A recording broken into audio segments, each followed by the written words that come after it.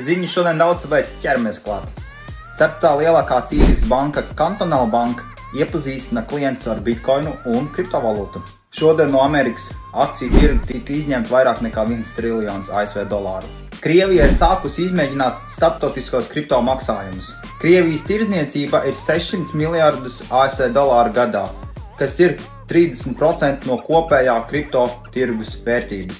Bijušais MTGOX izpilddirektors Marks Karpeles šomēnes uzsāks jaunu kriptovalūtas biržu palaišanu.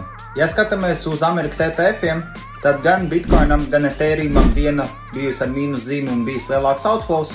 Bitcoinam tie bija 287,8 miljoni, Ethereumam tie bija 47,4 miljoni.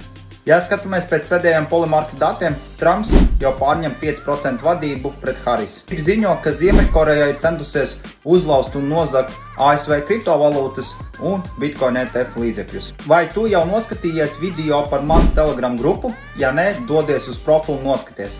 Kā arī uzspied uz profilu linku un piesako man Telegram grupā.